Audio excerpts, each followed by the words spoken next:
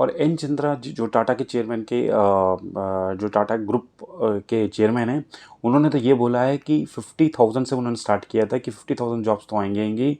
उसके बाद बहुत ही फास्ट उन लोगों ने 72,000 पर रिवाइज किया है। और वो लोग बोल रहे this is just the beginning.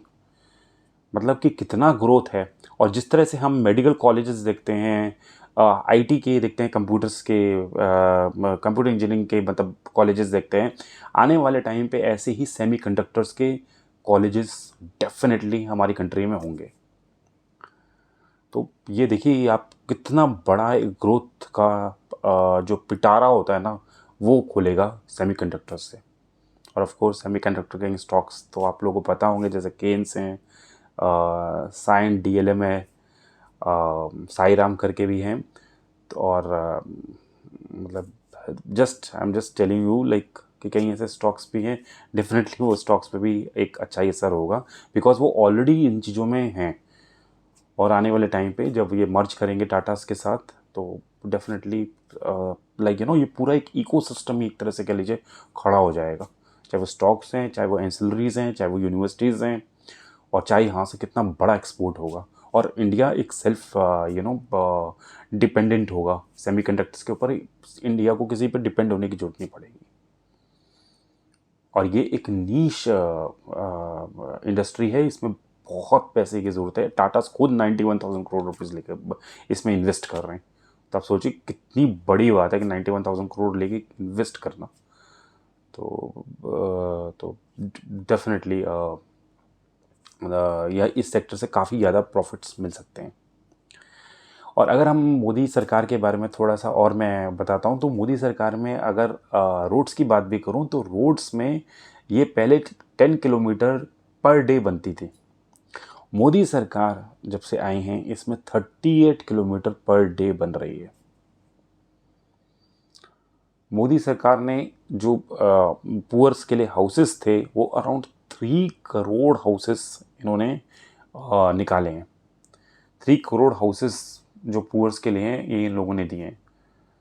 ये क्या होता है कि ये हाउसेस उन्हीं को देते हैं जिनकी इनकम अराउंड 3.5-4 लाख से कम होती है, ये उनको देते हैं। और ये हाउस 3 लाख के होते हैं। तो इसमें इन्होंने काफ़ी बड़े पैमाने पे ये हाउसेस दिए हैं। पहले ये काफ़ी ज़्यादा कम थे। और इसमें से जो जो पॉवर्टी है, उसमें से 40 करोड़ लोगों को पॉवर्टी से बाहर निकाला है लास्ट 10 ईयर्स में, 40 करोड़ से। और इसकी काफ़ी ज़्यादा जो है काफ़ी ज़्यादा तारीफ़ें हुई हैं। इवन जेपी मॉर्गन के जो सीईओ हैं, उन्होंने भी इसके बारे में बोला है कि they also want a United states also want a leader like a Modi, जिसने इतनी इतनी सारी पीपल को बाहर निकाला पॉवर्टी से। तो ये भी है। और ये बात में देखिए पॉवर्टी की, ये तो थोड़ी सी डेफिनेटली किसी भी गवर्नमेंट को ये करना ही चाहिए, इस जो अंडर प्रिविलेज लोग होते हैं। लेकिन अब हम बात करते हैं थोड़ी सी पावर और सभी की कि दिमाग की भी। तो अब आप देखेंगे चंद्रयान 3 की। मैं आपको बताता हूँ, चंद्रयान 3 शायद 700-800 करोड़ से ज़्यादा का नहीं था, जो लेकिन इंडिया ने उस एलिट ग्रुप को ज्वाइन कर लिया है और वहाँ पे उतारा था चंद्रयान, जो आज तक किसी ने नहीं उतारा है। और ये इसके कारण ये 700-800 करोड़ से ज़्यादा तो नहीं था, जैसे मैंने आपको बताया, लेकिन इसके कारण उस समय 50,000 करोड़ रुपीस जो मार्केट कैप है, जिन कंपनीज ने इसमें पैसा लगाया था, चाहे वो जो पूरा जो चंद्रयान था, चाहे वो मैपमा इंडिया था, गोदरेज था, लार्सन था, टाटास था, तो ये मिश्रम धातु था जिसका मेटल बना हुआ था। तो ये इन कंपनीज का रफली 50,000 करोड़ से ज़्यादा का, अगर उस दिन समय मार्केट कैप का देखें, तो इन सब का इंक्रीज हुआ था, एमटार था। तो क्योंकि क्या, बिकॉज रीज़न ये था, जब आपके पास सक्सेसफुल लैंडिंग हो जाती है, तो उसके बाद the whole world is looking at you. और whole world is looking at you means कि आने वाले टाइम पे आपको उसके ऑर्डर्स आएंगे, whenever they are also doing some experiment, that is possibility is there. तो इसके कारण आप देखेंगे उस समय बहुत तेजी से मार्केट कैप्स इन कंपनीज के बढ़े थे। तो that was a successful thing. फिर आने वाले टाइम पे आप लोगों को अब अच्छी तरह से पता है कि बुलेट ट्रेन हमारे यहाँ आ रही हैं। बुलेट ट्रेन 2026 में एक छोटा सा शॉर्ट का ट्रायल रन भी होगा, मतलब एक प्लेस से दूसरी प्लेस तक वो वहाँ तक ऑपरेट भी कर लेंगे। That is also possibility. और उसके साथ साथ 3 और बुलेट ट्रेन लॉन्च होंगी। फिर अगर आप देखेंगे कि हमारे यहाँ अब एयर टैक्सीज आने वाली हैं, वो भी 2026 में। इंडिको 2026 में एयर टैक्सीज ला रहा है। एयर टैक्सीज क्या होगा कि जैसे कि 5-6 पीपल बैठेंगे और उसके बाद वो हेलीकॉप्टर जैसे ऊपर जाता है, तो हेलीकॉप्टर की तरह ही वो एयर टैक्सीज होंगी। वो इलेक्ट्रिक से चलेंगी, फर्स्ट ऑफ ऑल इलेक्ट्रिक से चलेंगी वो एयर टैक्सीज। वो जाएंगी और वो फिर मतलब आपको जैसे 30-40 किलोमीटर बहुत कंजेस्टेड एरिया है, वहाँ पे आपको आके ड्रॉप करेंगी। और ये स्टार्ट करेंगे दिल्ली, गुड़गांव और बेंगलोर से। और दिल्ली गुड़गांव पे इन्होंने ये बोला है, दिल्ली में जैसे कनॉट प्लेस है और गुड़गांव में डीएलएफ साइबर हब है, तो यहाँ पे अराउंड टैक्सी का टाइम अराउंड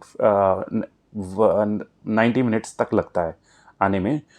और ये 1500 के करीब करीब चार्जेस लग जाते हैं एक साइड से टैक्सी जब आती है तो ये आप 5 to 6 मिनट्स में अगर आप इसके अंदर एयर टैक्सी के अंदर होंगे, ये आप सफ़र तय भी करेंगे और आपको 2000 रुपीज़ से या 3000 रुपीज़ तक देने होंगे। तो again this is very finer thing जब इंडिया में ये होगा। तो फिर आप देखेंगे कि वंदे भारत तो ऑलरेडी 100 ट्रेन्स चल रही हैं। आने वाले टाइम पे वंदे भारत स्लीपर भी स्टार्ट हो जाएगा एंड दैट लुक्स फैबुलस। अगर आप कभी भी साइट्स में देखेंगे वंदे भारत स्लीपर करके डालेंगे, बहुत अच्छी ट्रेन्स आपको दिखाई देंगी, वो कम्प्लीटली ए डिफरेंट क्लास। और रोड्स के बारे में तो डेफिनेटली ये बोला ही जाता है कि रोड्स और हमारी जो मेट्रोज़ हैं वो कम्प्लीटली, अगर जो बाहर का जो स्टैंडर्ड है यूके का, उसके बराबर अब पहुंच चुकी हैं। हमारे एयरपोर्ट्स भी काफ़ी अच्छे अब हो चुके हैं। और अगर आप देखेंगे कि जो सुप्रीम कोर्ट ने सेंट्रल गवर्नमेंट की काफ़ी प्रेस की थी कि ये लोग कवच जो है कवच है, जो सिस्टम है ये लेकर आ रहे हैं ट्रेन्स में। कवच से क्या होगा कि जो ट्रेन्स हैं वो कोलाइड नहीं होंगी और एक दूसरे को पहले ही ट्रांसमिट कर देंगी, सिग्नल देंगी, दैट ऑटोमेटिकली ब्रेक लगा देंगी। तो इसलिए आपकी जो ट्रेन्स हैं उसमें कोई मतलब कि कोलाइड नहीं होंगी, टकराएंगी नहीं। तो इसमें सुप्रीम कोर्ट ने भी काफ़ी प्रेस किया है। फिर अगर आप देखेंगे कि हमने जो एक टनल बनाई थी चाइना के पास, सेला टनल करके, वो सबसे बड़ी टनल है अगर आप देखेंगे, क्योंकि उसमें से हम जा भी सकते हैं और आ भी सकते हैं और वो हर वेदर में ऑपरेट करेगी। इसका चाइना काफ़ी अगेंस्ट था इसके, और पहले की गवर्नमेंट्स ने कभी बनाई नहीं पाई थी, लेकिन मोदी गवर्नमेंट ने ये बनाई है और 2024 में मार्च में इसको ओपन भी किया है। इससे क्या होगा कि जो हमारी चाइना इस टनल से हमारी जो आर्मी है वो काफ़ी फास्ट पहुंच सकती है और जो चाइनीज़ जगह पर वो काफ़ी फास्ट पहुंच सकती है और जो भी एक्शन है वो ले सकती है। पहले क्या होता था कि पहले उन्हें पूरा घूम के जाना पड़ता था, जिसमें 2 या 3 दिन लग जाते थे और सपोज अगर वेदर ख़राब होता था तो और भी टाइम लगता था। बट ये टनल से it's completely, it can be operated at all the वेदर्स। तो यहाँ पे कोई वेदर का भी कोई प्रॉब्लम नहीं है। और लेकिन और ये 2 वे टनल है, ये 1 वे नहीं है, ये 2 वे टनल्स हैं। और ये पहली ऐसी टनल है पूरे वर्ल्ड में जो 2 वे टनल है, और ये कोई अराउंड 11 to 12 किलोमीटर तक बड़ी है। तो this was a very good thing, क्योंकि China was very against this और इंडिया ने 3 ईयर्स के अंदर बना के रेडी कर दिए। फिर अगर हम देखेंगे तो हमारे यहाँ पे जो सबसे हाईएस्ट ब्रिज है, rail bridge, Jhelum rail bridge है, ये इंस्टॉल हुआ है और ये जम्मू एंड कश्मीर में इंस्टॉल हुआ है। ये जो एफिल टावर है ये उससे भी बड़ा है, एफिल टावर से भी बड़ा है, जो पेरिस का एफिल टावर है उससे भी बड़ा है हाइट में। और इस पर बॉम्ब ब्लास्ट का कोई भी असर नहीं होगा, अगर बॉम्ब ब्लास्ट भी होते हैं तो भी इसका कोई असर नहीं होगा। तो इतना स्ट्रॉन्ग ब्रिज बनाया गया है और ये इंडिया ने खुद बनाया है।